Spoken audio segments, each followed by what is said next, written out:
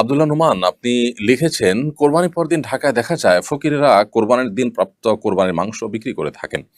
গরিবেরা কোরবানির মাংস পাওয়ার পর বিক্রি করে দিলে কোরবানিতে তার কোরবানির কোনো ক্ষতি হবে কিনা? ভাই আব্দুল্লাহ নোমান, আপনার প্রশ্ন উত্তরে আমরা বলতে চাই যে কোরবানির পশুর গোশত এটি গরিব এবং অভাবী মানুষরা পাওয়ার পর এটা একান্তই তাদের অধিকার, এবং তারা তাদের গোশত নিজেরা খাবেন নাকি বিক্রি করে দিবেন না অন্য কাউকে দান করবেন সেটা একান্ত তাদের ব্যাপার। অতএব কোরবানির পশুর গোশত গরিব অসহায় মানুষরা যদি বিক্রি করে দেন, তাতে কোরবানির পশু যিনি কোরবানি করেছেন তার কোরবানির কোনো প্রকার ক্ষতি হবে না। আমাদের একটা জিনিস পরিষ্কার থাকা উচিত, যখনই আমি কোনো জিনিস কাউকে দিয়ে দিব তখন এই জিনিসটা তার হয়ে যাবে, তখন আর আমার উপরে তার কোনো কিছু বর্তাবে না। নবী করিম সাল্লাল্লাহু সাল্লাম একবার একজন কৃতদাসী তিনি সাদাকার গোশত রান্না করছিলেন, সেটা দেখে তিনি রসিকতা করে তাকে বললেন যে তোমার সাদাকার গোশত রান্না করছো, সরি তুমি দেখি গোশত রান্না করছো, সেখান থেকে আমাদেরকে অফার করবে না? তখন তিনি খুব স্বাভাবিকভাবে নবী সাল্লাল্লাহু আলাইহি সাল্লামকে অফার করছিলেন, কিন্তু বলছেন, ইয়া রাসূলুল্লাহ আপনি তো সাদাকা বা যাকাতের জিনিস খান না, আপনার বংশের লোকদের জন্য এটিতে হারাম করেছেন আল্লাহ তাআলা, তো এটিতেও সেই রকম গোশত। তখন নবী সাল্লাল্লাহু আলাইহি সাল্লাম বলেছেন, লাকি সাদাকাতুন ওয়া লানা হাদিয়াতুন, তোমার জন্য এটি সাদাকা হতে পারে, তোমার জন্য এটি আহ, জাকাত হতে পারে, কিন্তু আমার জন্য সেটি হাদিয়া। কারণ আহ, তুমি যখন পেয়ে গেছো, এরপরে তুমি পেয়ে যখন কাউকে দিচ্ছ তখন সেটি কিন্তু আর সাদাকার আওতায় থাকছে না, বরং সেটি কিন্তু সম্পূর্ণ ভিন্ন একটা সাধারণ গোষ্ঠীতে পরিণত। তোমার জন্য তুমি সাদকা হিসাবে গ্রহণ করেছো, বাট গ্রহণ করার পর তুমি এখন মালিক, তুমি যা খুশি তা করতে পারো। তো এই হাদিসের আলোকে আমরা বুঝতে পারলাম যে মূলত নবী করিম সাল্লাল্লাহু সাল্লামের নির্দেশনা ছিল এরকম যে সাদাকা হোক বা যে কোনো জিনিস হোক, প্রাপক পেয়ে যাওয়ার পর সেটা কি করবেন না করবেন সেটা একান্ত তার এখতিয়ারাধীন বিষয় হয়ে যায়। এরপর আশিক ইসলাম আপনি লিখেছেন আমাদের ইউটিউব চ্যানেলে, আমি ক্লাস 9-এ পড়ি, আমি নিয়মিত 5 ওয়াক্ত নামাজ পড়ি, তাহাজ্জুদের নামাজ পড়ি, আমি চোখের ফিতনা থেকে বাঁচতে চাই। আমি একটি প্রাইভেট পড়ি, সেখানে অনেক মেয়ে, মেয়েদের সামনের সিটে বসায় আর ছেলেদের বসায় পেছনের সিটে, এতে নিয়মিত চোখের ফিতনায় পড়ছে, আমার করণীয় কি? ভাই আশিক ইসলাম, আল্লাহ রাব্বুল আলামিন আপনাকে এ ধরনের ফিতনা থেকে হেফাজতে রাখুন। বিশেষ করে মেয়েদের যে ফিতনা, অর্থাৎ মেয়েদের সৌন্দর্য, রূপ, লাবণ্য ইত্যাদিতে আসক্ত হয়ে ভুল সিদ্ধান্ত নেওয়া কিংবা গুনাহে লিপ্ত হয়ে যাওয়ার যে একটা আশঙ্কা রয়েছে, এই ফিতনাটা পুরুষদের জন্য খুবই জটিল এবং কঠিন ফিতনা। নবী করিম সাল্লাল্লাহু আলাইহি ওয়াসাল্লাম বলেছেন, আমার পরে পুরুষদের জন্য এই ফিতনার চাইতে বড় কোনো ফিতনা আমি রেখে যাইনি, যে ফিতনা পুরুষদেরকে সবচেয়ে বেশি কাবু করে ফেলতে পারে এবং দুর্বল করে ফেলতে পারে। অহরহ অনেক ঘটনা সেগুলোকে প্রমাণ করে। তো এরকম পরিস্থিতিতে আপনার পড়াশোনা করতে গেলে, বিশেষ করে সহশিক্ষা যেখানে আছে, সেখানে আমরা জানি যে আপনার প্রাইভেট হোক, আপনার স্কুল নিয়মিত স্কুল কলেজের পড়া হোক, ক্লাসরুম হোক, সেখানে ছেলে মেয়েদের সামনাসামনি বসানো হয়। এর ফলশ্রুতিতে যে ফিতনায় পতিত হওয়ার আশঙ্কা থাকে, চোখের গুনাহ এর যে আশঙ্কা থাকে, সেই পরিস্থিতি থেকে বাঁচার জন্য প্রথমত এই ধরনের প্রতিষ্ঠান অ্যাভয়েড করা দরকার, বিকল্প প্রতিষ্ঠান দেখা দরকার যেখানে আসলে চোখের জেনা থেকে বাঁচা যাবে। সেরকম প্রতিষ্ঠান পাওয়া কঠিন এবং দিন দিন সেটি আমাদের জন্য সংকীর্ণ হয়ে আসছে আমরা জানি। যদি সম্ভব হয় তাহলে সেক্ষেত্রে সেটি করতে হবে, আর যদি সম্ভব না হয় তাহলে সেক্ষেত্রে নিজেকে সর্বোচ্চ চেষ্টা করে বাঁচানোর চেষ্টা অব্যাহত রাখতে হবে, অর্থাৎ নিজের নজরকে হেফাজত করতে হবে যাতে করে কোনোভাবে পরনারীর দিকে দৃষ্টিপাত না হয়। এবং যদি নিয়মিত চোখের জেনা হতে থাকে, নিজে গুনাহগার হতে থাকেন, তাহলে এই শিক্ষা অর্জন করা কোনো মুসলমানের জন্য জায়েজ নয়, যে শিক্ষা তাকে প্রতিদিন গুনাহে লিপ্ত করায় এবং তাকে এই ফিতনা পতিত করায়। এজন্য এ ধরনের পরিস্থিতিতে আমাদেরকে কখনো কখনো হার্ড ডিসিশন নিতে হতে পারে, কারণ দিন শেষে আমার তাকওয়া, আমার ঈমান, আমার দিনদারিতা, আমার আল্লাহভীরুতা, আমার গুনাহ থেকে মুক্ত থাকার বিষয়গুলো, এগুলো আমার অ্যাসেট এবং সম্পদ হিসাবে থাকবে। একমাত্র সেগুলো যদি নষ্ট হয়ে যায় তাহলে ইমানদারের কাছে এই পড়াশোনা বা এই কাজকর্ম, এগুলোর, এই ক্যারিয়ারের কোনো মূল্য থাকতে পারে না। যে আখিরাতের প্রতি বিশ্বাস করে না, অনন্ত অসীমকালের জীবনের জান্নাত কিংবা জাহান্নামে বিশ্বাস যার নাই, তার কথা ভিন্ন। যেটা বিশ্বাস করে সে নিজেকে অনন্ত অসীমকালের ক্ষতির মুখোমুখি করে খুব সীমিত সময়ের, সীমিত কিছু বছরের সুখ শান্তি, তাও সেটা সম্ভাবনা আছে নাও হতে পারে, এরকম একটা বিষয়ের বিনিময়ে সে নিজের অনন্তকালের দুঃখকে কখনো নিজের করে নিতে পারে না। সেজন্য এ ধরনের পরিস্থিতিতে আমাদের সর্বোচ্চ তাকওয়ার পরিচয় দিতে হবে। আল্লাহ তাআলা আমাদেরকে তৌফিক দান করুন। জিয়াদ লিখেছেন, হজ থেকে ফেরার পর 40 দিন নাকি দোয়া কবুল হয়, এটা কি সত্য? হজ থেকে ফেরার পর হাজী সাহেবদের 40 দিন পর্যন্ত দোয়া কবুল হয় মর্মে একটি কথা আমাদের সমাজে প্রচলিত আছে। এই বিষয়ে আমরা এর আগেও বারবার বিভিন্ন জায়গায় প্রশ্ন উত্তর দিয়েছি। মূলত এরকম কোনো কথা কোরআন অথবা হাদিসের কোথাও পাওয়া যায় না যে হাজী সাহেবগণ হজ থেকে ফিরে আসার পর 40 দিন পর্যন্ত তাদের দোয়া কবুল হতে থাকে। তবে হ্যাঁ, এটা ঠিক যে হাজী সাহেবগণ যখন হজ থেকে ফিরে আসেন তখন তাদেরকে ইস্তেকবাল করা, তাদেরকে অভ্যর্থনা জানানো, তাদেরকে ওয়েলকাম করা, তাদেরকে এগিয়ে আনা এবং তাদের কাছে দোয়ার জন্য যাওয়া, এগুলো সালাফের আমল থেকে প্রমাণিত, স্বয়ং নবী করিম সাল্লাল্লাহু আলাইহি ওয়াসাল্লাম থেকেও প্রমাণিত।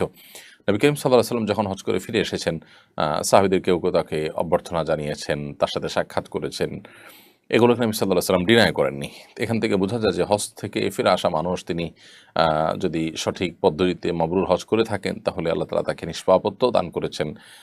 তিনি অনেক ইবাদতের তৌফিক পেয়েছেন, কষ্টসাধ্য ইবাদত করেছেন, ইসলামের একটা গুরুত্বপূর্ণ রোকন সম্পাদন করে এসেছেন।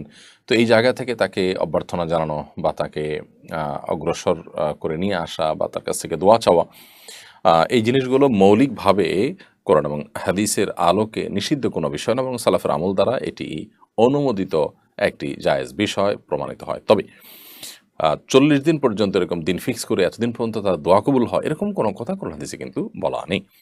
জাহিদুল ইসলাম আপনি লিখেছেন, তরুণদের মধ্যে ক্যারিয়ার নিয়ে হতাশা দিন দিন বেড়েই চলেছে। হতাশার বাই প্রোডাক্ট আত্মহত্যা, কিভাবে হতাশা বা খারাপ দুশ্চিন্তা থেকে মুক্ত থাকব? হতাশা থেকে মুক্তির কোনো আমল আছে কিনা? ভাই জাহিদুল ইসলাম, হতাশা বেড়ে চলেছে, অথচ আমাদের সুখের উপকরণগুলোও দিন দিন আমাদের হাতের নাগালে আসছে এবং বৃদ্ধি পাচ্ছে। অর্থাৎ একদিকে আমরা দেখতে পাচ্ছি যে অবকাঠামোগত এবং অন্যান্য দিক থেকে উন্নতি অগ্রগতি হচ্ছে, আবার অপরদিকে মানুষের মধ্যে হতাশা এবং ডিপ্রেশনের পরিমাণও বাড়ছে। এর কারণ কি? এর অন্যতম প্রধান কারণ হলো মানুষের ভিতরে আখিরাতমুখিতা কমে যাওয়া। একজন মানুষ যখন আখিরাতমুখী থাকেন, একজন মানুষ যখন আখিরাতে বিশ্বাসী থাকেন, তখন হতাশা তাকে কোনো অবস্থাতে গ্রাস করতে পারে না।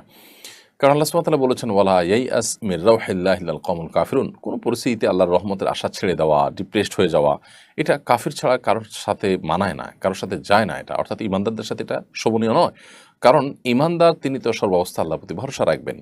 তার যে দুনিয়া সব শেষ হয়ে যায়, কিছু আসে জানা যে তার আখিরাতটা ঠিক থাকে। অতএব এটি দৃষ্টিভঙ্গির ব্যাপার। যার কাছে আখিরাতের কোনো মূল্য নেই, যার কাছে দুনিয়াই সব কিছু, তার দুনিয়ার কোনো কিছু যখন হাতছাড়া হয়ে যাবে, দুনিয়ার সব কিছুতে ব্যাটেবল হবে না, তখন সে ডিপ্রেসড হয়ে যাবে। আপনি দেখুন পশ্চিমা পৃথিবীতে, পশ্চিমা দুনিয়াতে বা পৃথিবীর উন্নত দেশগুলোতে তাদের উন্নতি অগ্রগতির যে প্যারামিটারগুলো আছে, সবগুলো প্যারামিটারে তারা এগিয়ে আছে। এরপরও তাদের মধ্যে সর্বস্তরের মানুষ, বিশেষ করে কিশোরদের মধ্যে পর্যন্ত ডিপ্রেশন এবং হতাশার পরিমাণ দিন দিন ভয়াবহ আকারে বেড়ে চলছে। আত্মহননের পথে পা বাড়ানোর সংখ্যা প্রতিনিয়ত তরতর করে বাড়ছে এবং ভয়াবহ আকার এবং রূপ ধারণ করছে। অনেক দেশে সরকার বাধ্য হয়ে আত্মহত্যার বৈধতা দিয়ে দিচ্ছে, যে কেউ চাইলে আত্মহত্যা করতে পারেন যথাযথ নিয়মে।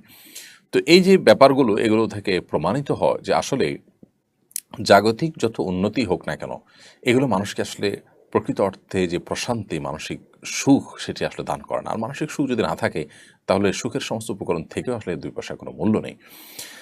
গোটা পৃথিবীর শান্তির পথে, মানসিক প্রশান্তির পথে আসার মূল মন্ত্রই হলো আল্লাহর প্রতি ঈমান, আখিরাতের প্রতি ঈমান। এবং আখিরাতের প্রতি ঈমান যত বেশি সুদৃঢ় থাকবে, আল্লাহর প্রতি ঈমান যত সুদৃঢ় থাকবে, হতাশা তত দ্রুততার সাথে মানুষ থেকে কেটে যাবে। অতএব ঈমানদারের কাছে ক্যারিয়ারের চাইতে গুরুত্বপূর্ণ তার আখিরাত। ঈমানদারের কাছে দুনিয়ার যে কোনো উন্নতি অগ্রগতির চাইতে অনেক বেশি গুরুত্বপূর্ণ তার আখিরাতের উন্নতি অগ্রগতি। অতএব সেই দৃষ্টিভঙ্গি যখন আমরা লালন করব বা সেই দৃষ্টি থেকে যখন আমরা বিবেচনা করব, তখন আমাদের কাছে হতাশা আর খুব একটা স্থান পাওয়ার কথা নয়।